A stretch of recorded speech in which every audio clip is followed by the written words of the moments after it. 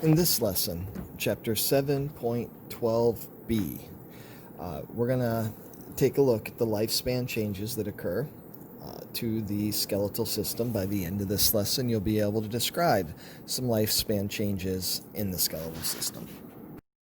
Aging associated changes in the skeletal system are apparent at the cellular level and whole body level. Most obvious is the incremental decrease in height that begins at about age 30 with a loss of about 1/16 of an inch per year.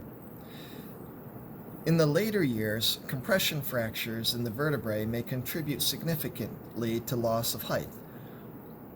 Overall, as calcium levels fall and bone material gradually vanishes, the skeleton loses strength and the bones become brittle and increasingly prone to fracture. However, the continued ability of fractures to heal reveals that bone tissue is still alive and functional. Components of the skeletal system and individual bones change to different degrees and at different rates over a lifetime.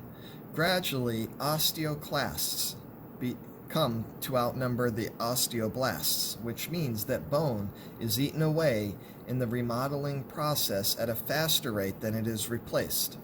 The result is more spaces in bones.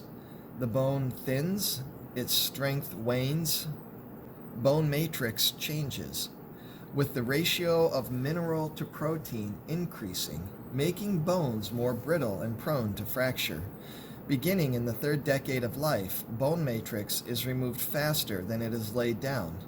By age 35, we start to lose bone mass.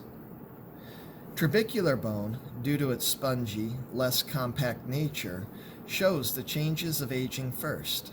It thins, increasing in porosity and weakening the overall structure.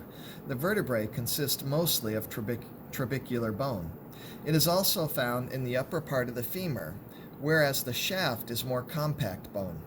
The fact that trabecular bone weakens sooner than compact bone destabilizes the upper part of the femur, which is why it is commonly broken bone among the elderly.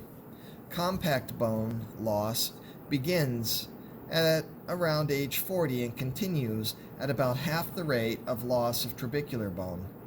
As remodeling continues throughout life, older osteons disappear as new ones are built next to them. With age, the osteons may coalesce, further weakening the overall structures as gaps form. Bone loss is slow and steady in men, but in women it is clearly linked to changing hormone levels. In the first decade following menopause, women lose 15 to 20% of trabecular bone, which is 2 to 3 times the rate of loss in men and in premenopausal women. During the same time, compact bone loss is 10 to 15%, which is 3 to 4 times the rate of loss in men and premenopausal women. By about age 70, both sexes are losing bone at about the same rate, but by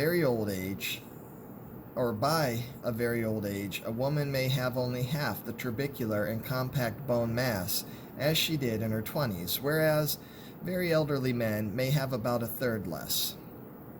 Falls among the elderly are common and have many causes. The most common fractures after vertebral compression and hip fracture are of the wrist, leg, and pelvis. Aging-related increased risk of fracture usually begins at about age 50. Healing slows, and pain from the broken bone may persist for months.